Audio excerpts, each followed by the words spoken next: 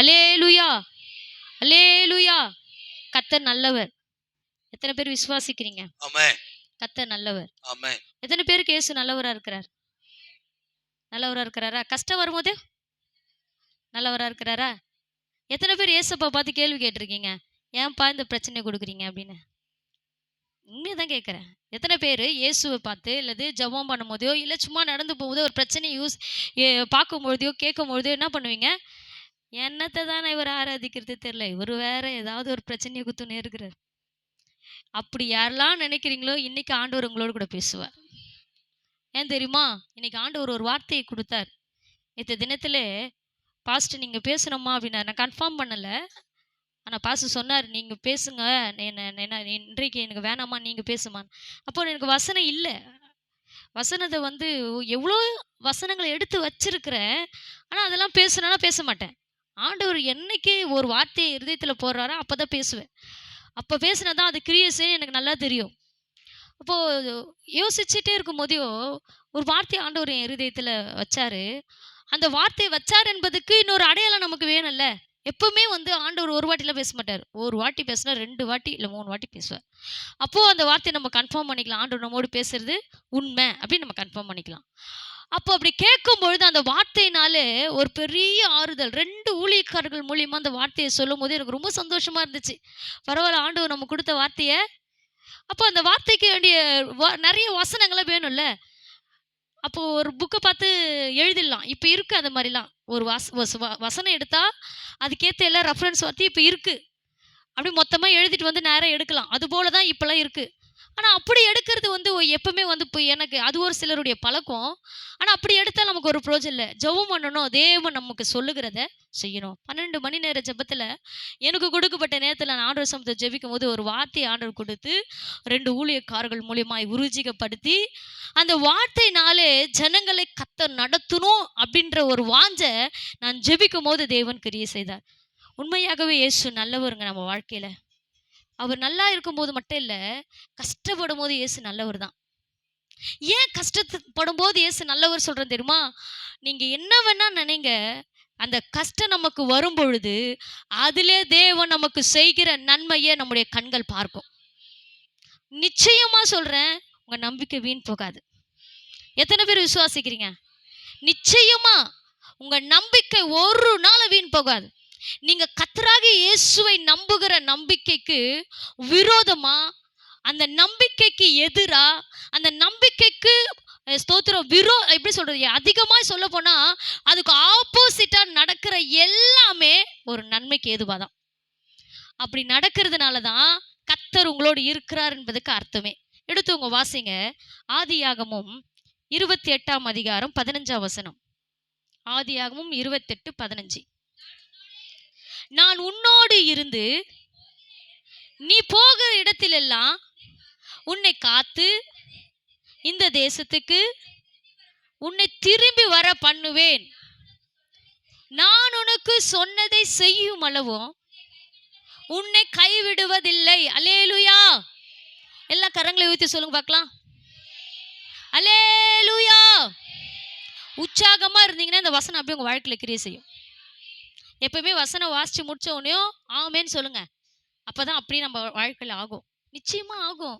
நீங்க வசனம்லாம் எப்படி நமக்கு கிரியை செய்யணும்னு சொல்லிட்டு நீங்களாம் எப்படி பார்த்தீங்கன்னு எனக்கு தெரியாது. நான் விசுவாசிக்கிறேன். என்னோடு பேசுற வார்த்தையை அப்படியே நம்புவேன். அப்படியே நடக்கிறத நான் பார்ப்பேன். நிச்சயமா பார்த்துருக்கிறேன். கடந்த மே மாதத்துல மார்ச் மாசத்துலாம் வெடிச்ச கண்ணீருக்கு அளவே கிடையாது. மனநோயெல்லாம் என்னன்னு அன்னைக்குதான் நான் தெரிஞ்சிருக்கிறேன். நான் எதையுமே அசால்ட்டா எடுத்துன்னு போயிடுறேன். ஒரு குணாமத்தை கர்த்தர் எனக்கு கொடுத்தாரு அந்த நாட்கள்லயே. ஆனா அந்த கடந்த நாட்கள்ல அதையும் மிஞ்சிடுச்சு என்னுடைய பாரம். வெளியே சொல்லி எல்லார்கிட்ட காமிக்கிறவ கிடையாது. ஆனா அதை குறித்து ரொம்ப அதிகமா யோசிக்கிறவ. ஒரு நாள் அதை குறித்து யோசிக்கும் போது பாரம் வரும்போது ரொம்ப கஷ்டமா இருந்துச்சு. அப்ப ஆண்டவர் என்கிட்ட பேசினாரு, நான் உன் பட்சத்துல இருந்து உன்னை கண்ணோக்குவேன். இந்த வார்த்தை என்ன துரத்துன இந்த வசனம்லாம் அதிகமா கொடுக்க மாட்டாங்க. டிவியில் இந்த ஒற்றிலாம் வைக்க மாட்டாங்க. இது மாதிரி போஸ்டர்லாம் வராது. பிட் நோட்டீஸ் எல்லாம் கொடுக்க மாட்டாங்க. ஆனா கர்த்தர் என்னை தேற்றும்படி எத்தனையோ நபர்கள் மூலியமா அந்த வசனத்தை காண்பித்தார். அந்த வசனத்தை இன்னமும் படிச்சு கிட்டத்தட்ட அதுக்கு சின்ன ஒரு இந்த வாக்குத்தத்த வசனத்துல கொடுத்துருந்தாங்க. பசங்க கீழே போட்டுருவாங்க. நான் அந்த வசனத்தை பார்ப்பேன். எத்தனை எங்க வீட்டு உள்ள மேலே வச்சு அதை பார்த்து ஜெபம் பண்ணுவேன். உன் பச்சத்திலிருந்து கண்ணோக்குன்னு சொன்னீங்களே செய்வீங்க அப்படி சொல்லிட்டு போவேன்.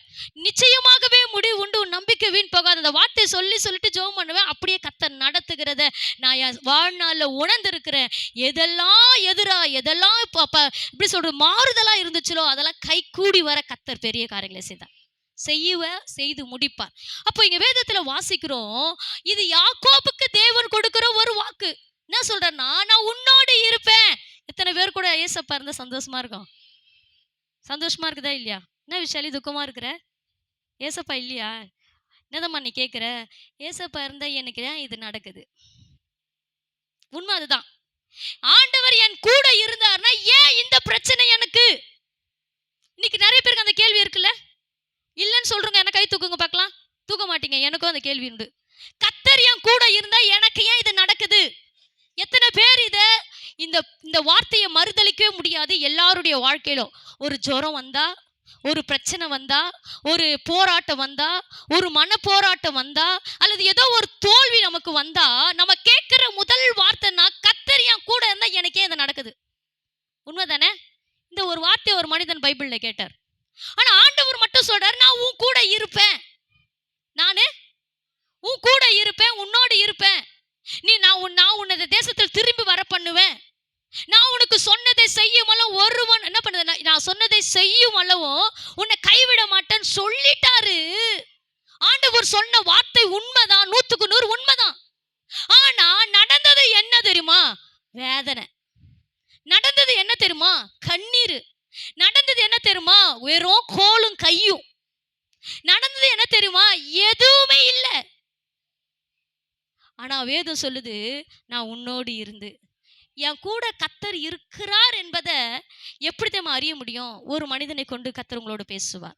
எடுத்து உங்க வாசிங்க, நியாயாதிபதிகள் 6ஆம் அதிகாரம் 12ஆம் வசனம்.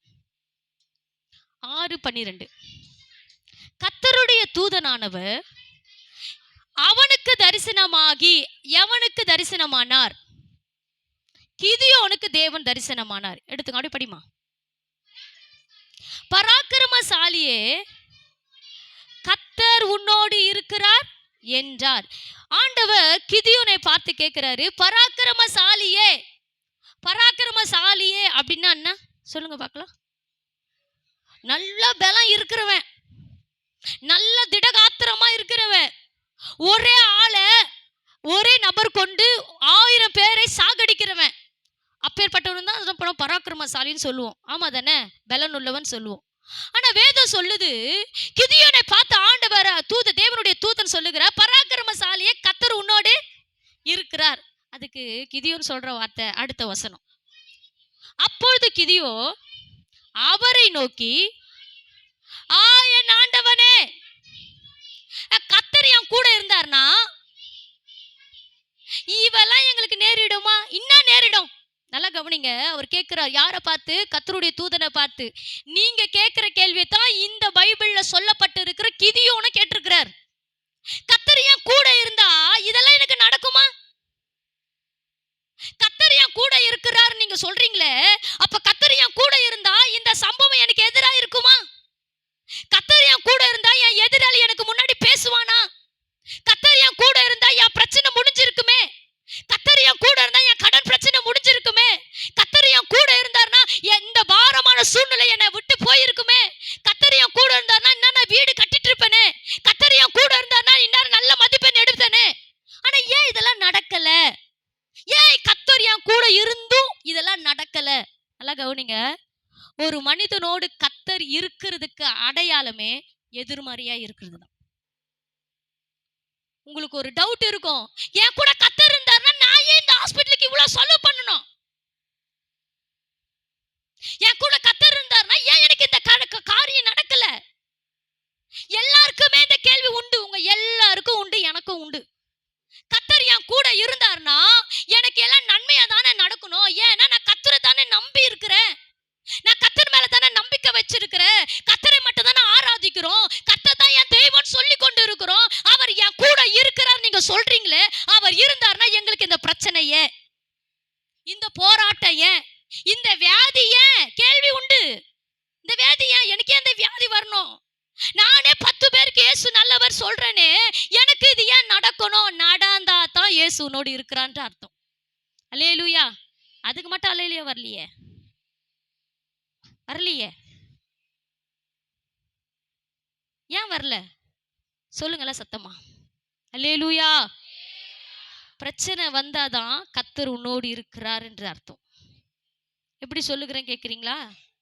கிதியோனுடைய வாழ்க்கை நாட்களில மீதியானியர், அமலேக்கியர் இப்படிப்பட்ட ஜனங்க என்ன பண்ணுவாங்கன்னா, எப்பவுமே கிதியோனுடைய இஸ்ரவேல் ஜனங்களை ஒடுக்கிட்டே இருப்பாங்க. அவங்க பயிரிட்டு செஞ்சு விளைச்சல் வளைச்சு வச்சிருந்தாங்கன்னா அதை வந்து கெடுத்து நாசனமாக்கிட்டு போறதுதான் அவங்க வேலை.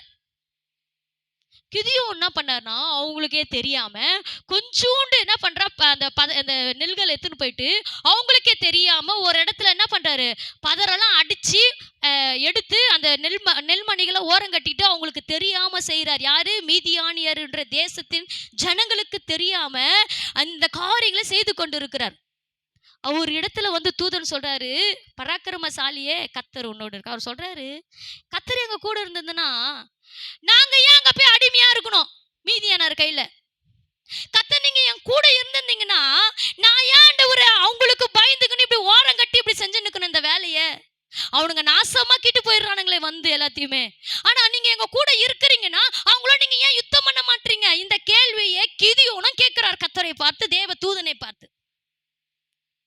எப்போ இந்த கேள்வி நம்ம கேட்கிறோமோ அப்ப கர்த்தர் உன்னோடு இருக்கிறான்றதுக்கு அடையாளம். பிரச்சனை மத்தியில தான் கர்த்தர் வெளிப்படுவாருங்க. உன் கூட கர்த்தர் இருக்கிறதுனாலதான் உனக்கு எல்லாமே ஆப்போசிட்டா நடக்குது. கர்த்தர் நம்மோடு இருந்தா சத்துரு என்னதமா பண்ணுவான்? நமக்கு முன்னாடி இருக்கிற ஜனங்களை ஏவி விடுவான். கர்த்தர் நம்மோடு இருக்கிறதுனால நமக்கு முன்னாடி நல்லவர்களா இருக்கிற ஜனங்களை கூட விரோதமாய் மாற்றுவான். காரணம் என்ன தெரியுமா? கர்த்தர் நம்மோடு இருக்கிறது உனக்கு தெரியாது, பிசாசுக்கு தெரியும். யோபுடைய நாட்கள்ல யோபு கூட கர்த்தர் இருந்ததுனால யோபு சுற்றி இருக்கிற ஜனங்களுக்கு தெரியல, ஆனா பிசாசுக்கு தெரிஞ்சது. நீங்க தான் அவனை சுற்றில வேலி அடிச்சு வச்சிருக்கீங்களே, நாங்க எப்படி போய் தொட முடியும்? ஆண்டவர்கிட்ட கேட்கிறான் அந்த வார்த்தையை பிசாசு. சத்துரு போய் கேட்கிறான், எங்கப்பா சுத்திட்டு வர, ரோட்ல ஊரெல்லாம் சுத்திட்டு வர? ஆண்டவர் கேட்கிறாரு, நான் எல்லாத்தையும் சுத்திட்டு வந்தது உண்மைதான், என் தாசனாகி யோபின் மீது கவனம் வைத்தாயோ? ஆண்டவர் கேட்கிறாரு. அப்போ யோபு அந்த சாத்தானை கேட்கும் போது சாத்தான் சொல்றான், நீங்க தான் அவனை வேலி அடைச்சு வச்சிருக்கீங்களே, இந்த வேலி உங்களுக்கு தெரியுமா? உங்க கண்ணுக்கு தெரியுதா? என் கண்ணுக்கு தெரியுமா? உங்களை சுற்றிலும் தேவன் இருக்கிறது உங்களுக்கு தெரியுதா? யோசிச்சு பாருங்க, உங்களுக்கு தெரியுதான்னு. ஆனா சத்துருவுக்கு தெரியும். அவன் என்ன பண்ணுவானா, கர்த்தர் நம்மோடு இருக்கிறார் என்பதை அவன் தெரிஞ்சுக்கிட்டு அடுத்தது அவன் என்ன செய்வான் தெரியுமா? எப்படியாவது தேவனை தூஷிக்கும்படி பல பிரச்சனைகள், பல போராட்டங்கள், பல வேதனையான சம்பவங்கள், பல இன்னல்களை நமக்கு கொண்டு வந்து நிறுத்துவான். நல்லவங்களா இருந்தவங்க கூட இப்ப எதிராளியா மாட்டுவாங்க. இப்ப நம்ம யோசிப்போம், இவன் நல்லா தானே பேசியிருந்தான் ஃப்ரெண்டு மாதிரி, இன்னைக்கு இவனே எதிராக நிக்கிறானே. ஒரு மார்க் உங்க ஃப்ரெண்ட்ஸை விட அதிகமா எடுத்துருங்களேன், அடுத்த நிமிஷம் அவங்களுக்கு இருக்கு பாருங்க, இவன் நம்ம கூடயே ஃபர்ஸ்ட் நல்ல மார்க் எடுத்துட்டாலே அவ்வளவுதான், பிசாசு அவங்களுக்குள்ள வந்துருவான். இப்ப அவன் பாக்குற பார்வையே தப்பா இருக்கும். இவ்வளவு நாள் என் ஃப்ரெண்டு நல்லா தானே இருந்தாங்க, இப்ப மாறுதல் உண்டாயிடுச்சே. ஏன்னா பிசாசுக்கு தெரியும் கர்த்தர் நம்மோடு இருக்கிறார் என்பதை. எப்ப நமக்கு எதிராய் பிரச்சனை வருதோ அப்ப கர்த்தர் உன்னோடு இருக்கிறார், நீ பயப்படாத. சுவாசியே நீங்க பயப்படாத. என்னடா இவங்க மைக்கு பிடிச்சாங்களா வெறும் பைபிள் இருக்கிற பிரச்சனைகளை பத்தி பேசிதான் நம்மளை திருத்துவாங்க. இன்னைக்கு என்னடா கர்த்தர் உன்னோடு இருக்கிறார், உண்மையா சொல்லுகிற கர்த்தர் கொடுத்த வார்த்தை. இதுவரையிலும் சத்திய வசனங்களை எத்தனையோ வாட்டி பேசியிருக்கிறேன். இப்படி இருந்தா இப்படி இருக்கணும்னு தான் ஆண்டவர் என்னோட பேசியிருக்கிறாரே தவிர இது இப்படி ஒரு ஆசீர்வாதமா பேசுவார் நானும் நினைக்கல. நான் இந்த வார்த்தையை விடணும்னு பார்த்தேன், வேற ஒரு வார்த்தைக்கு நம்ம போகணும். இல்ல, ஆண்டவர் பேச கர்த்தர் உன் கூட இருக்கிறார்ன்றதுக்கு அடையாளம் என்ன அப்படின்னு பார்த்தனா உன்னுடைய போராட்டம் தான். வியாதியா? ஏன் எனக்கு மட்டும் இந்த வியாதி? நான் என்ன உண்மை இல்லாமையா இருக்கிறேன்? யோபு கூட அப்படிதாங்க கேட்டாரு, ஆண்டவரே நான் எதுல குறைந்தவள், நான் எதுல உமக்கு உண்மை இல்லாம இருந்துட்டேன்? ஆண்டவரே நான் ஜெபிக்கிறதுல உண்மை இல்லாம இருந்தேனா, இல்ல உங்களுக்கு கொடுக்கறதுல உண்மை இல்லாம இருந்தேனா, ஆண்டவரே வாழ்கிற வாழ்க்கையில உண்மை இல்லாம இருந்தேனா, ஏன் இந்த போராட்டத்தை எனக்கு கொடுத்தீங்க? ஏன் தெரியுமா இந்த வார்த்தை கூட யோபு கேட்டாரு? அது கேட்டது தவறு, ஆனா கேட்டது காரணம் என்ன தெரியுமா? ஃப்ரெண்டுங்க வந்து நிக்கிறாங்க, யோபு எல்லாத்தையும் எழுந்துட்டியா? அது எவ்வளவு வேதனை இருக்கும் தெரியுமா? ஹாஸ்பிட்டல்ல இருந்தேன் நானு, பேபியை பிறந்து ஃபர்ஸ்ட் பாப்பா பிறந்தும் போது எனக்கு பெரிய கேள்வி ஆண்டவருக்கு முன்னாடி, என்னை ஏன் இந்த நிலையில நிறுத்துனீங்கன்னு. ஒரு அக்கா அப்ப வந்து ஜெபம் பண்ண, அந்த அக்கா எனக்கு ரொம்ப வருஷத்துக்கு முன்னாடி தெரியும். நம்மளே ஒரு வேதனையில இருக்கிறோமே, அப்போ வந்து எரியிறல்ல எண்ணெய் ஊத்துற மாதிரி, நீ என்ன பாவம் பண்ணியோ, உண்மையா சொல்றேங்க, கர்த்தருக்கு முன்னாடி சாட்சியா சொல்றேன் அந்த வார்த்தையை நான் மறக்கவே இல்லை. ஆனா என் தேவன் என்னை கொண்டு போய் நிறுத்தின விதம் வேற. அப்புறம் எனக்கு புரிஞ்சுது, அவங்க கேட்குற அளவுக்கு என்ன இப்படி வச்சிருக்கிறீங்களா ஆண்டவரை. நானும் கேட்டேன் இந்த வார்த்தையை ஆண்டவரை, நானும் கேட்டேன், நான் எதுல உங்களுக்கு குறைஞ்சிட்டு இருந்தேன் சொல்லுங்க பார்க்கலாம் அப்படின்னு ஆண்டவர்கிட்ட கேட்டேன். இல்ல எதுலுமே தேடாம இருந்தேன் சொல்லுங்க பார்க்கலாம் ஆண்டவரை, நீங்க சொல்லுங்க நான் திருத்திக்கிறேன்.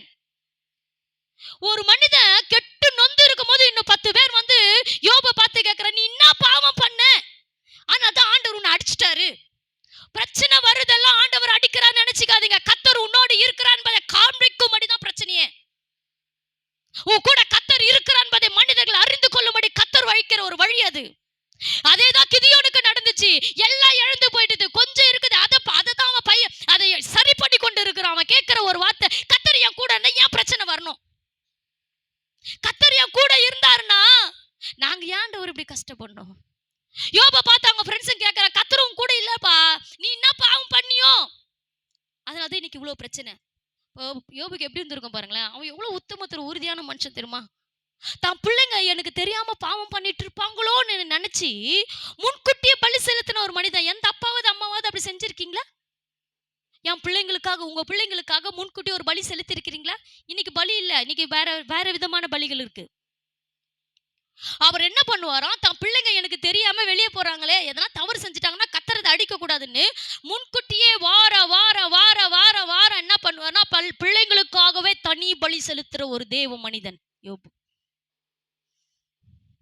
பிள்ளைங்களுக்காகவே தனியா நம்ம மட்டும் தான் பார்ப்போம், பிள்ளைங்களை பார்க்க மாட்டோம். ஆனா யோபு தன் பிள்ளைங்களை கூட கரெக்டா, பிள்ளைங்களை மட்டும் இல்ல, ஒவ்வொரு வாரமும் பிள்ளைங்க வீட்டுக்கு வந்துடணும். ஆண் பிள்ளைங்களும் வந்துடணும், பெண் பிள்ளைங்களும் வந்துடணும். இன்னைக்கு கல்யாணம் ஆயிட்டு பெண் பிள்ளைங்க வெளியே போச்சு துரத்தி விட்டுறோமே, வராதிங்கன்னு. யோபு தன் பெண் பிள்ளைகளையும் கூப்பிட்டு தன் சகோதரர்கள் நடுவில் அவர்களை உட்கார வைத்து மாதத்துக்கு அல்லது வாரத்துக்கு ஒரு முறை அவங்களுக்கு பந்தியில உட்கார வச்சு சாப்பிட வச்சு திருப்தியா அனுப்பின ஒரு தேவ மனுஷன். தன் பெண் பிள்ளைகளுக்கும் தன் ஆண் பிள்ளைகளுக்கும் சரிசமமாய் நன்மை செய்த ஒரு தேவ மனுஷன். நம்ம அனுப்பி விட்டுறோமே அதோட முடிஞ்சிச்சுன்ட்டு. பிள்ளைங்களை எல்லா பெண் பிள்ளைகளையும் ஆண் பிள்ளைகளை உட்கார வைத்து பந்தி இருக்க வச்சு அவங்களுக்காக பலி செலுத்தின தேவ மனுஷன். இப்ப அந்த மனுஷனை பார்த்து ஃப்ரெண்ட்ஸ் கேட்கறாங்க, என்ன கேட்கறாங்க, உன் கூட கத்தர் இல்லப்பா, நீ என்ன பாவம் பண்ணியோ அதான் போய் சேர்ந்துட்டாங்க பிள்ளைங்க எல்லாம். எப்படி இருந்திருக்குங்க, எப்படி இருந்துக்க யோசிச்சு பாருங்க. இப்ப ஒரு கண்ணீர் வடிக்கிற, ஆண்டவரே என்ன பாவம் பண்ண ஆண்டவரே, என் கூட நீங்க இருக்கிறீங்களா? அவர் இருக்கிறார் தான், அவர் இருக்கிறதுனால தான் எதிர்மறையா. அவர் இருக்கிறத, கர்த்தர் நம்மோடு இருக்கிறத மனிதர்கள் பார்க்க முடியாது. பிசாசுக்கு தெரியும் நம்மோட கர்த்தர் இருக்குது. விரோதமாய் ஒன்றை ஏற்படுத்துவான், விரோதமாய் சாட்சிகளை ஏற்படுத்துவான், விரோதமாய் ஜனங்களை ஏற்படுத்துவான். தேவையில்லாதவங்க பிரச்சனைக்கு வருவாங்க, தேவையில்லாத வியாதி வரும், தேவையில்லாத சூழ்நிலைகள் உருவாகும். இதெல்லாம் ஏன் நடக்குது அப்படின்னா நீங்க நல்லா நினைச்சுங்க, கர்த்தர் என் கூட இருக்கிறார். ஒன்று நம்ம நினைப்போம், நம்ம கர்த்தருக்கு விரோதமா ஏதோ பாவம் பண்ணிட்டோம். இல்ல, ஒரு பட்சத்துல அதுவும் உண்டு. ஆனால் வேதம் சொல்லுகிறது, கர்த்தர் நம்மோடு இருக்கிறதுனால அவர் நம்மோடு இருக்கிறார் என்றதுக்கு அடையாளமே போராட்டங்கள் தான். அத கிதியோன் கேட்கிறாரு, நீங்க என் கூட இருந்தீங்கன்னா இந்த போராட்டம் எங்களுக்கு வர வேண்டியது இல்லையா ஆண்டவரே? பாண்டு சொல்றாரு, ஒரு ஆளை கொண்டு இஸ்ரவேல்ல நான் இருக்கிறேன் என்பதை காமிப்பேன்பா. காமிச்சாருங்க. வெறும் 300 பேரு, வெறும் 300 பேரு, லட்சக்கணக்கான ஜனங்களை அழிப்பதற்கு வெறும் 300 பேரு. அவங்க பயன்படுத்தின பாத்திரம், யூஸ் பண்ண இது வந்து கத்தியோ கடபாரியோ கிடையாது, சண்டை போடுற ஈட்டியோ கிடையாது, வெறும் பானை, தீவெட்டி, எக்காலம். இதை வச்சு யாரும் சண்டை போட முடியுமா? ஆனா கர்த்தர் பெரியவர். கிதியோனோடு கர்த்தர் இருந்தார் என்பதை முடிவுல தான் தெரிஞ்சது. ஜனங்க எல்லாரும் இப்போ கிதியோன் கிட்ட சொல்றாங்க, கிதியோனோட கர்த்தர் இருக்கிறார், கிதியோனின் பட்டயம் கர்த்தருடைய பட்டயம், கிதியோனின் சேனை கர்த்தருடைய சேனை, கிதியோனோடு இருக்கிற ஜனங்கள் கர்த்தருடைய ஜனங்கள். இப்போ தேவன் அவனோடு இருக்கிறத உலக ஜனங்கள் பார்க்கறாங்க. ஆனா அதுக்கு முன்னாடி அந்த பிரச்சனையை பார்த்தார் கிதியோன். நம்முடைய வாழ்க்கையில பிரச்சனையை பார்த்தா கர்த்தர் நம்மோடு இருக்கிறான்னு அர்த்தம். ஒரு சோர்ந்து போயிடாதீங்க. கர்த்தர் என் கூட இருந்தா இது நடக்காம இருக்கு, ஏன் நடக்குதுன்னு கேள்வி கேட்காதீங்க. அவர் இருக்கிறதுனாலதான் உங்களுக்கு நடக்குது. அப்போ சூழ்நிலை வரும்போது என்ன பண்ணணும்? கர்த்தரை நோக்கி பார்க்கணும், விசுவாசிக்கணும். இந்த வார்த்தைய சொன்ன இந்த வார்த்தைய கிதியோன் விசுவாசித்தாரமா? அது 17 படிமா, முடிசா படிமா. அடுத்த வார்த்தை சொல்றா பாருங்க, உங்க கண்கள் எனக்கு கிருபை கிடைச்சிச்சுனா, நீங்க தான் என் கூட பேசுறீங்கன்னா தேவரீர் தான் என்று ஒரு அடையாளத்தை காண்பீங்க ஆண்டவரே. கிதியோன் கேட்கிறாரு, ஒரு அடையாளத்தை காண்பீங்க ஆண்டவரே. என்ன அடையாளம்? தூதன் கிட்ட கேட்டாரு, நான் ஒரு தோல் எடுத்துன்னு வந்து பூமியில போடுவேன், அந்த பூமி ஃபுல்லா பனி பெஞ்சு தண்ணி நிக்கணும், ஆனா அந்த தோல் மட்டும் காஞ்சிருக்கணும். இது எப்படி நடக்கும்? இவ்வளோ இந்த பெரிய இடத்துல ஒரு சின்ன தோல், இவ்வளோ ஒரு விட்டு தோல் எடுத்து அப்படி போட்டுட்டு இதெல்லாம் தண்ணியில நனையணும், அது மட்டும் நனையக்கூடாதுன்னா எப்படி நனையாம இருக்கும்? எவ்வளோ பெரிய சோதனை திரும்ப அது. பாண்டு சொன்னார், அவன் என்ன கேட்டாரோ அதையே அப்படியே செய்தார் ஆண்டவர். மறுநாள், ஆண்டவரே ஒரு விஷயம் மட்டும் மன்னிச்சிருங்க, மறுபடியும் கேட்கிறேன், என்னப்பா? அந்த தோல் மட்டும் காஞ்சிருக்கணும் சொல்லியிருந்தல, இப்போ அந்த தோல் மட்டும் பனினால நனைஞ்சிருக்கணும், பூமி எல்லாம் காஞ்சிருக்கணும், மறுபடியும் அப்படியே உல்டாவா கேட்கிறாரு ஆண்டவர்கிட்ட. இது நடக்கிறதுக்கு ரொம்ப கஷ்டம். ஏன்னா அந்த தோல் மேல மட்டும் பனி பெய்யணும், இது சுத்தி காஞ்சிருக்கணும்னா எப்படி காயும்? எப்படி அந்த மட்டும் பனி பெய்யும்? ஆனா இயேசுவால செய்ய முடியும். அதுதான் விசுவாசிக்கணும். ஒரு மனிதனுக்கு விசுவாசம் இருந்தால் இந்த உலகத்தை ஜெயிக்கிற வல்லமை தானா வந்துடும். அந்த மனிதனுக்கு விசுவாசம் வேணும். கர்த்தர் மேல என் வாழ்க்கையில இருக்கிற இந்த பிரச்சனைக்கு முடிவு கட்ட இயேசுவால முடியும், இதை செய்ய என் இயேசுவால கூட என்று நம்பும் பொழுது நமக்கு ஒரு விசாலமான வழி திறக்கப்படும். நம்மளை அறியாம ஒரு வழி திறக்கப்படும், நமக்கே தெரியாம ஒரு வழி திறக்கப்படும். நம்ம நினைப்போம், இது திறக்குமா அந்த வழி, இந்த சூழ்நிலையில மாட்டிட்டுமே, இப்ப எப்படி வெளியே வர்றது? இயேசுவால கொண்டு வர முடியும். நீ மாட்டிக்கின இடத்துல இருந்து கர்த்தரால கொண்டு வர முடியும். ஆனா அதுக்கு நீ என்ன செய்யணும்? கர்த்தரை விசுவாசிக்கணும். விசுவாசத்தை தேவன் மேல வச்சிட்டனா உன்னோடு இருக்கிற கர்த்தர் யார் என்று மற்றவங்களுக்கு தெரிய ஆரம்பிச்சிடும். சூழ்நிலையை பார்த்து ஒடுங்கி போயிடாதீங்க, பிரச்சனையை பார்த்து பயந்து போய் உட்காந்துடாதீங்க. அதுதான் கர்த்தரும் கூட இருக்கிறதுக்கு அடையாளமே. தோல்வியை பார்த்து பயந்துடாத, தோல்வி ஆயிட்டனே அப்படின்னு பயப்படாத, கர்த்தரும் கூட இருக்கிறாரு. கண்ணீரை பார்த்து பயந்துடாத, கர்த்தரும் கூட இருக்கிறாரு. உன் கூட இருக்கிறதுக்கு ஒரு பெரிய ஆதாரமே அந்த பிரச்சனைக்கு தான். இந்த சூழ்நிலை எப்போ மாறும் ஆண்டவரே? எப்போ என் சூழ்நிலை மாறி என் கண்ணீர் எல்லாம் களிப்பாய் மாறும்? பாஸ்டர் கிட்டத்தட்ட 1 மாசத்துக்கு மேல உன் துக்கம் சந்தோஷமா மாறும், உன் துக்கம் சந்தோஷமா மாறும் வார்த்தையை கொடுத்துட்டே இருக்கிறாரு. வார்த்தையை கேட்கறதுனாலலாம் நடக்காது. ஓப்பனா சொல்றேன், இந்த வார்த்தையை கேட்கறதுனாலலாம் உங்களுக்கு அற்புதம் நடக்காது. இந்த வார்த்தையை விசுவாசிச்சாதான் அற்புதமே நடக்கும். கேட்கறதுக்கு கேட்டுட்டு விட்டுட்டு போறதுனால ஒன்றும் நடக்காதுங்க. இந்த வார்த்தையை விசுவாசிச்சு, ஆண்டவரே நான் உம்மை விசுவாசிக்கிறேன், நான் உம்மை நம்புறேன், என்னோடு நீர் இருக்கிறீர் என்பதை என் எதிராளிகளும் அறிந்து கொள்ள உதவி செய்யுங்க ஆண்டவரே.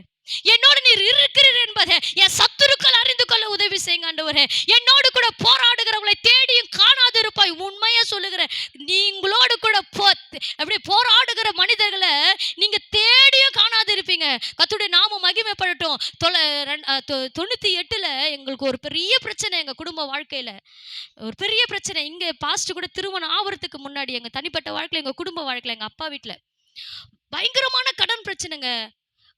எவ்வளோ, ஆனா இப்பெல்லாம் அதெல்லாம் ஒரு சாதாரண காசு தான் எனக்கு தெரிஞ்சு. அப்பெல்லாம் அது அதுக்கு பெரிய காசு தானே. இப்பெல்லாம் கொஞ்சம் சாதாரணம். இப்பெல்லாம் 1000 ரூபாய் பசங்க வாங்கி சாப்பிட்றதுக்கு 100 ரூபாய் கேட்குறாங்க. எங்களுக்குலாம் 1 ரூபாய் கொடுப்பாங்க. ஸ்கூலுக்கு போகிறதுக்கு 1 ரூபாய் கையில். அந்த 1 ரூபாய் கூட நாங்கள் பேக்கில் போட்டு அப்படியே வச்சு வாங்கி கூட சாப்பிட்றதுக்கு எங்கே வழி இருக்குங்க? 1 ரூபாய். அது கூட ஏன்னா பஸ்ஸில் போகிறதுக்கு அப்போ பஸ் பாஸ் லேட்டாக கொடுப்பாங்கன்ட்டு 1 ரூபாய் கையில் கொடுத்து அனுப்புவாங்க.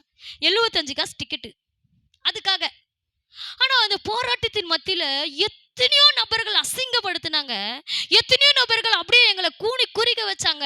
ஆனா வேதம் சொல்லுது, கர்த்தர் அந்த நாட்கள் ஒரு வாக்குத்தத்தத்தை கொடுத்தாரு, உன்னோடு கூட போராடுகளை தேடியும் காணாதிருப்பாய். உண்மையை சொல்லுகிற, இன்ன வரலும் எந்த மனிதத்தை எதிர்த்து நின்று அசிங்கப்படுத்தி அவமானப்படுத்தினார்களோ அந்த மனிதர்கள் அங்க இல்லவே இல்லை. அவங்க குடும்பமே இல்லைங்க.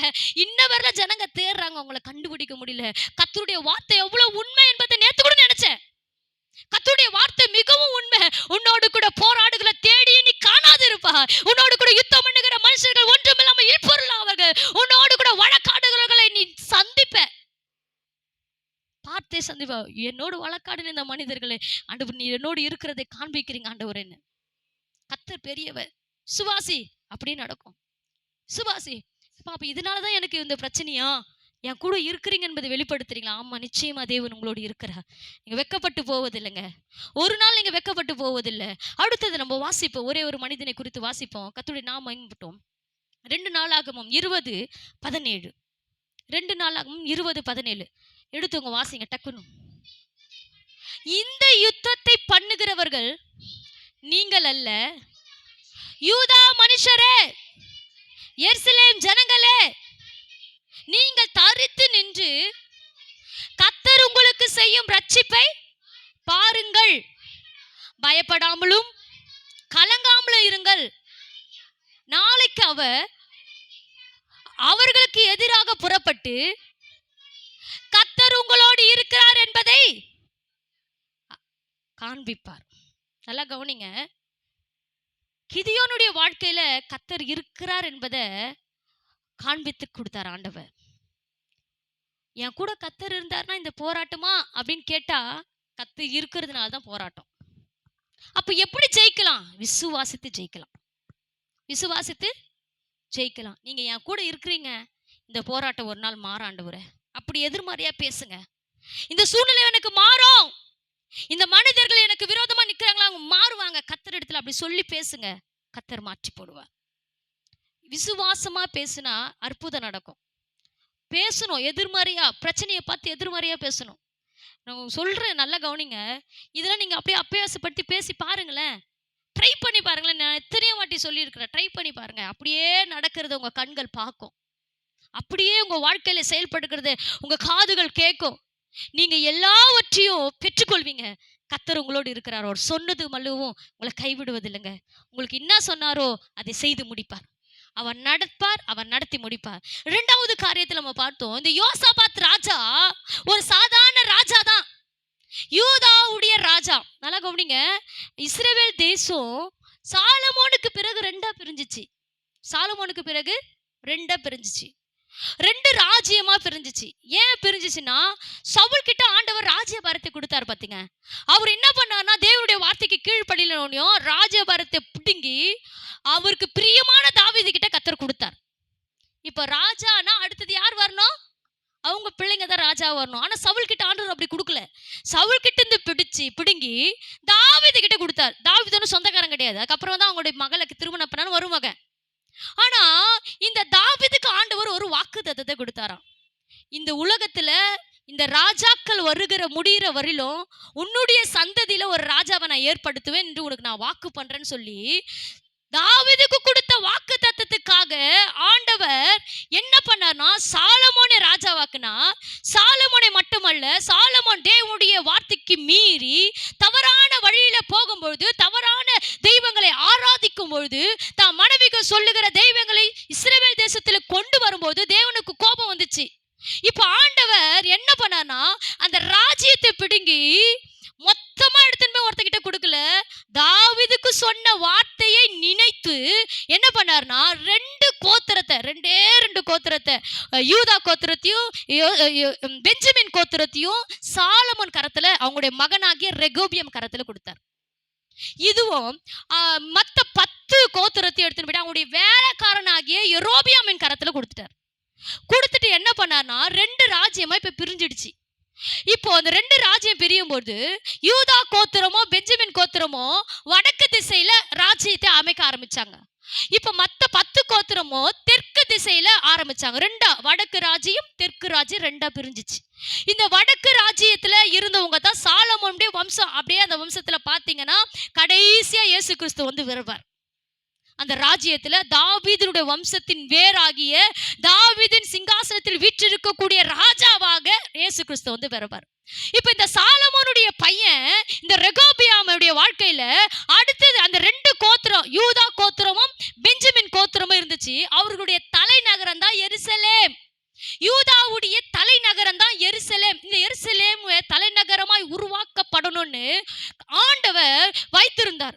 அந்த நாட்கள் அப்படியே ராஜ்யம் வந்துகிட்டே இருந்துச்சு. ஒவ்வொரு ராஜ்யமா அப்படியே நாட்கள் கடக்க வந்தது. இவர்கள் பாவம் செய்து தேவனுடைய மகிமை ஒவ்வொரு நாளும் தூஷித்து ஆண்டவர் அவர்களை வேற ஜனங்க கிட்ட ஒப்பு கொடுத்து இப்படியே நாட்கள் ஓடிச்சு. ஒரு நாள் தேவனை நோக்கி கூப்பிடும் போது தேவங்களை காப்பாத்தி இப்படிதான் ஓடிச்சு. நிறைய நாட்கள் அப்படிதான் போய் கிட்டத்தட்ட 1900 நாட்கள் இஸ்ரவேல் ஜனங்கள் இல்லாமையே போயிட்டாங்களாம். வேற நாடுகளுக்கு வேற தேசங்களுக்கு சிதறி போயிட்டாங்களாம். சிதறி போன ஜனங்களை ஆண்டவர் ஒரு நாள் சேர்ப்பேன்னு வாக்கு பண்ணியிருந்தார். அதை நிறைவேற்றிருக்கிறார். அது இப்போவும் நிறைவேற்றிருக்கிறார். நல்லா கவனிங்க. இந்த காரியத்துக்கு முன்பதாக நம்ம யோசபாத்தை முன்னாடி போயிடும். இந்த யோசபாத் எந்த ராஜ்யத்திலிருந்து தோன்ற ஒரு ராஜா தெரியுமா? இந்த யூதா கோத்திரத்துல தோன்றுகிற ஒரு ராஜா. இந்த எருசலேமும் யூதாவும் 2 கோத்திரம், கொஞ்சம் ஜனம். ஆனா அவருக்கு விரோதமா எழும்புகிற ஜனங்கள் கிட்டத்தட்ட அநேக ராஜாக்கள். இப்ப என்ன பண்ணாங்களா? யோசபாத்துக்கு விரோதமா எழும்பி யோசபாத்தை அழிக்கணும், யோசபாத்தை எப்படியாவது அந்த தேசத்தை அழிச்சு அந்த யூதா கோத்திரத்தையும் அந்த பெஞ்சமின் கோத்திரத்தையும் தனக்கு சொந்தமாய் மாற்றிக்கொள்ளணும்னு அநேக உலக ராஜாக்கள் எழும்பும் பொழுது கர்த்தர் சொன்னாராம், நீங்க தரித்து நின்று, அந்த வசனத்தை மட்டும் வாசிமா. நீங்கள் தரித்து நின்று கர்த்தர் உங்களுக்கு செய்ய ரட்சிப்பை, அதுக்கு என்ன அர்த்தம்? நீங்க காத்திருந்து உங்களுக்கு விரோதமா நிற்கிறவருடைய ரட்சிப்பை பாருங்கள் என்று கர்த்தர் சொல்லுகிறார். அல்லேலூயா. நீங்க எங்க தரித்து இருக்கணும்? எங்க காத்திருக்கணும்? தேவ சமூகத்துல. ஒரு மனிதனோ ஒரு சூழ்நிலையோ நமக்கு எதிரா நின்றா அடுத்தது நம்ம செய்ய வேண்டிய காரியம் என்ன? தேவ சமூகம். முதல்ல விசுவாசிச்சா அற்புதம் நடக்கும், கர்த்தர் நம்மோடு இருக்கிறாருன்னு. ஆனா இப்ப விசுவாசம் செயல்படாது, ஜெபம் செயல்படணும். ஆண்டவர் சொல்ற, நீ தரித்து இரு அப்படின்னா காத்து இருன்ற அர்த்தம். நீ காத்திரு. நீ எங்க காத்து இருக்கணும்? தேவ சமூகத்துல காத்திருக்கணும். வேதம் சொல்லுது, கர்த்தருக்கு காத்திருக்கிறவர்கள் புதுபலன் அடைந்து கழுகுகளை போல சட்டைகளை அடித்து உயர எழும்புவார்கள். அவர்கள் ஓடினாலும் இளைப்படையா, நடந்தாலும் சோர்வடையா. கர்த்தருக்கு காத்திருக்கிற ஒரு மனிதனுடைய வாழ்க்கையில வெக்கம் வராதுங்க. உங்களை நீங்க கர்த்தருக்காய் காத்திருந்தீங்கன்னா உங்க வாழ்க்கையில பெரிய ஆசீர்வாதத்தை பார்க்க முடியும். எங்க காத்து இருக்கணும்? தேவ சமூகத்துல. விசுவாசிக்கிறது மாத்திரம் போதாது, விசுவாசத்தை மாத்திரம் நம்ம வாழ்க்கையில போதாது, அதனோடு கூட ஜெப வாழ்க்கை நமக்கு தேவை. தேவ சமூகத்துல ஜெபிக்கணும். சூழ்நிலைகள் நமக்கு எதிராக நிற்கும் போது தேவ சமூகத்துல காத்து இருக்கணும். ஆண்டவர் சொல்ற, நீ காத்திரு, யுத்தம் நான் பண்றேன். நீ காத்திரு, அற்புதம் நடக்கும். எவ்வளவு நாள் ஆண்டவரை காத்திருக்குது? நானும் வருஷக்கணக்கில் காத்துட்டு இருக்கிறேன். வருஷக்கணக்கில் இந்த பிரச்சனை முடியும் தானே காக்குறேன். வருஷம் முழுக்க இந்த சூழ்நிலை இருந்து என்னை தூக்கி எடுத்துருவீங்கன்னு பாக்குறேன். என் பிள்ளைங்களை இருந்து எப்படியாவது மாறாதா என் பிள்ளைங்களை நான் வருஷக்கணக்கு காத்திருக்கிறேன். என் பிள்ளைங்களுடைய பாரம் எனக்கு அதிகமா இருக்குது. இந்த பிரச்சனை முடிஞ்சு நான் நல்ல நிலைக்கு போவேன், ரொம்ப நாளா காத்திருக்கிறேன் அப்படி நீங்க எல்லாம் நினைச்சிருப்பீங்க. காத்திருக்கிறதுன்றது சும்மா காத்திருக்கிறதுக்காக சொல்ல ஆண்டவர். காத்திருக்கிறது கர்த்தருடைய சமூகத்துல. எங்க இருக்கோம்? கர்த்தருடைய சமூகத்துல. நீண்ட நாள் காத்திருக்கிறது இருதயத்தை இலக்க பண்ணும். விரும்பினது வரும்போதோ ஜீவ விருட்சத்தை போல விரும்பினது கிடைச்சிச்சுன்னா அதை விட ஒரு சந்தோஷம் இந்த பூமியில எதுவுமே இல்லாம நினைக்கிறோம் பாருங்க. இந்த காரியத்தை கர்த்தர் செஞ்சுட்டாருன்னா பெரிய சந்தோஷம் நினைக்கிறீங்க பாருங்க. அந்த காலத்தை காண்கிறதுக்கு நீ கர்த்தருடைய சமூகத்துல காத்திரு. யுத்தம் உன்னுடையது இல்ல, கர்த்தருடையது. யோசபாத்தை பார்த்து கர்த்தர் சொல்ற, நான் உன் கூட இருக்கிறேன், நீ ஏன்பா பயப்படுற? அந்த இடத்துல சொல்ற, நான் உன்னோடு இருக்கிறேன், நீ காத்திரு, தரித்திருந்து சும்மா இருக்காத. கீழே சொல்லப்பட்டது பாருங்க. அதுல 17 வசனம் படிமா. 18.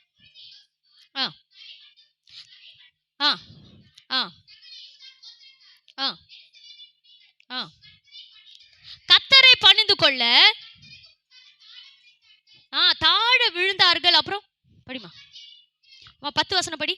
சாரி 10 இல்ல, அதுலயே படிமா. லாஸ்ட் அந்த வரியிலே லாஸ்ட்ல படி. 22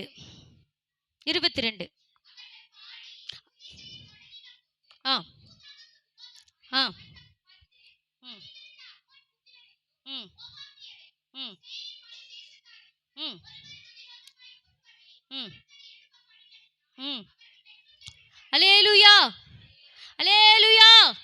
தூங்குறவங்களா? அல்லேலூயா. 10 நிமிஷத்துல முடிச்சிருவேன். அல்லேலூயாவா? நல்லா தூங்குறாங்க. அப்ப உண்மையாவே தூங்குறாங்க நிறைய பேர். தூங்குறவங்களா முகத்தை கழுவி வந்து உட்கார சொல்வேன். தேவ சமூகத்துல தூங்குனீங்கன்னா வேதம் சொல்லுது, அவர்களுக்கு கனநித்திரையின் ஆவியும் தூக்கத்தின் ஆவியும் கத்தர் கொடுத்தான்னு வேதம் சொல்லுது. பைபிள்ல சொல்லப்பட்டிருக்குது. அது எப்படின்னா, ஜனங்களின் நன்மையை பார்க்க விடாம, தேவனிடத்திலிருந்து பெரிதான ஆசீர்வாதத்தை பெற்றுக்கொள்ளாம தடுக்கிற ஒரு பெரிய ஆயுதம் எது சொல்லுங்க பார்க்கலாம்? தூக்கம்தான். வேற ஒன்றும் இல்லை. உங்களுக்கு சூனியமே வேணாம். உண்மையா சொல்றேன், உங்களுக்கு சூனியமே பண்ண வேணாங்க.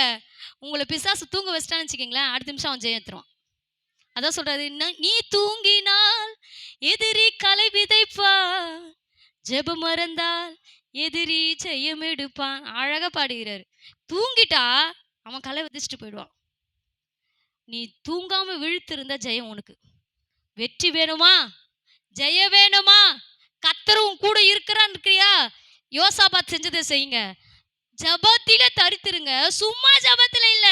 அங்க சொல்லப்பட்டது பாருங்க, அவர்கள் பாடி துதி செய்ய தொடங்கின போது, பாடி தேவனை துதிக்கணும். ஜபத்துல என்ன பண்ணும்? பாடி தேவனை நம் பட்சத்துல கொண்டு வருகிற ஒரு பெரிய ஆயுதமே துதி ஸ்தோத்திரம் தான். துதி ஸ்தோத்திரம் தான். ஒரு இடத்துக்கு ஜபத்துக்கு போயிருந்தேன். ஒரு 1/2 hour ஸ்தோத்திர பலி செலுத்தினாங்க. உண்மையாவே ரொம்ப நாள் கழிச்சு, ரொம்ப வருஷம் கழிச்சு கிடைச்ச ஒரு பெரிய மகிமை மாறுந்தது எனக்கு. நாங்க ஆரம்ப காலகட்டத்திலாம் ஜெபிக்கிறத விட துதிக்கிறது தாங்க அதிகம். துதிக்கிறது தான் அதிகம்.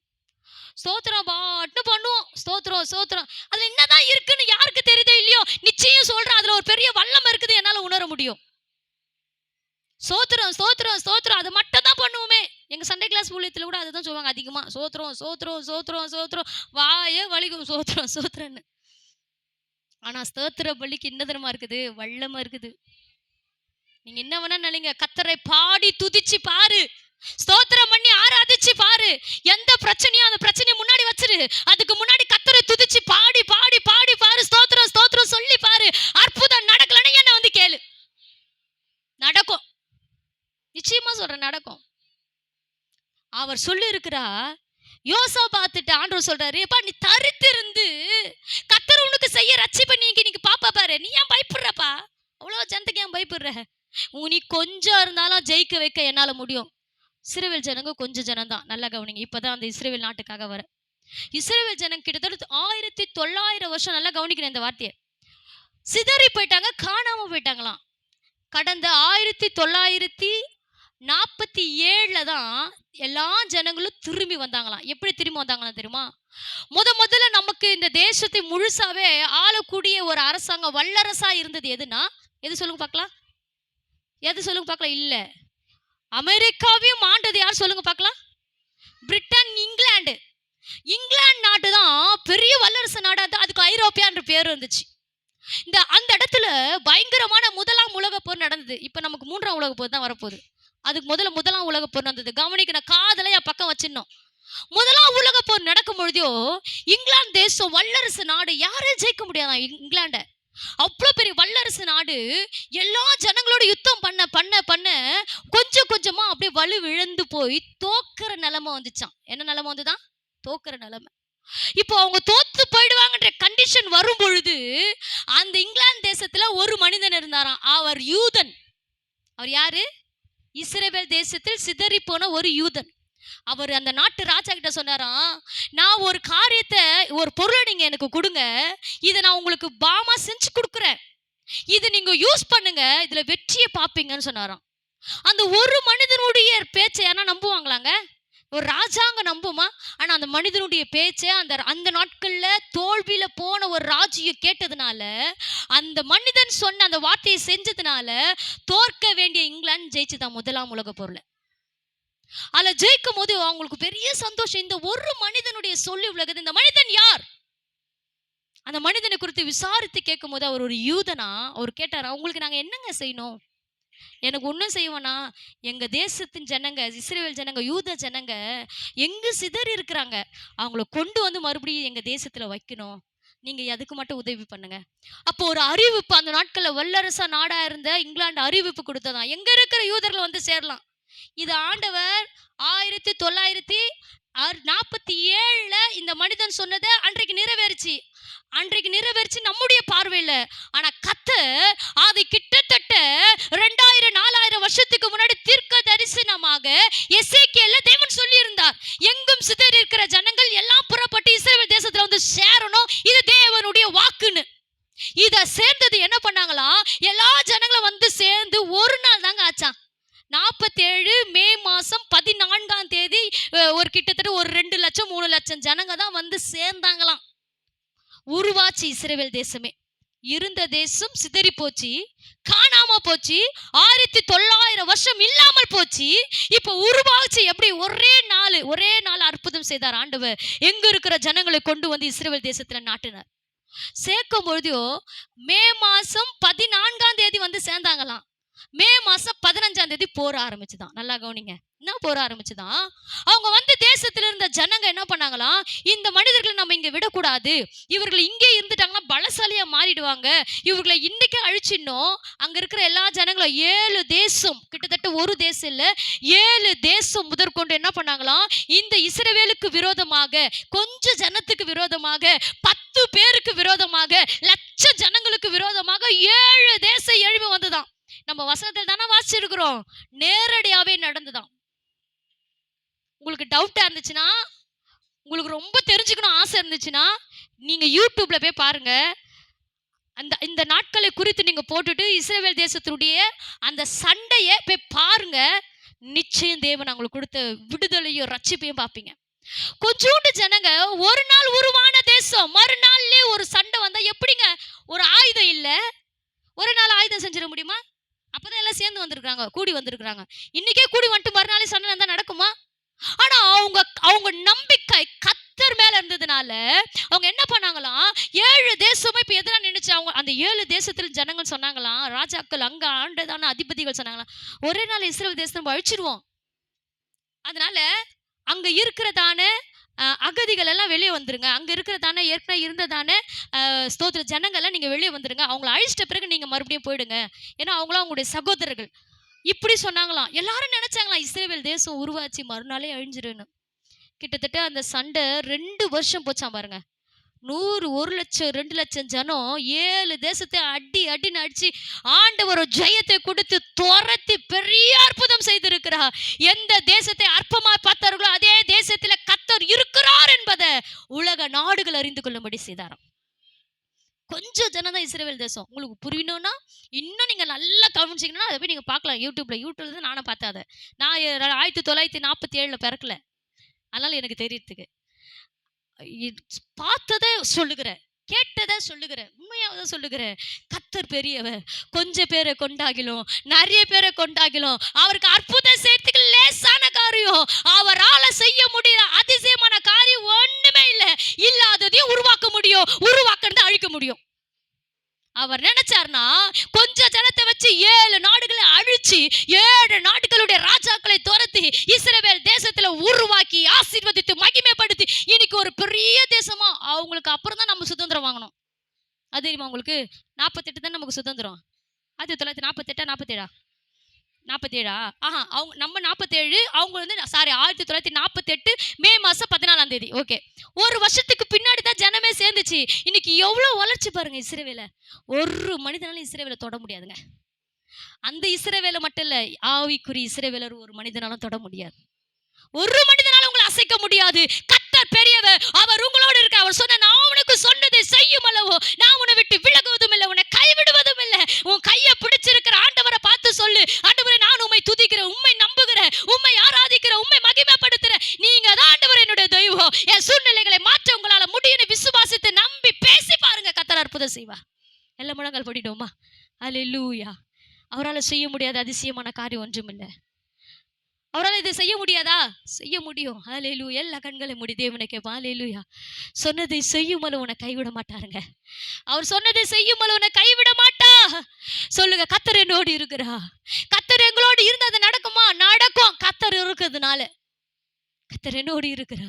அவர் உனக்கு சொன்னதை செய்யும் அளவு உன்னை கைவிடுவதும் இல்லை, உன்னை விட்டு விலகுவதும் இல்லை. அவர் உன்னை தேற்றி, உன்னை நடத்தி, உன்னை ஆசீர்வதித்து, உன்னை உயர்த்தி, உன் தலையை நிமிர பண்ணுவார். வெக்கத்துக்கு பதிலாக இரட்டத்தனையான பலன் வரும்.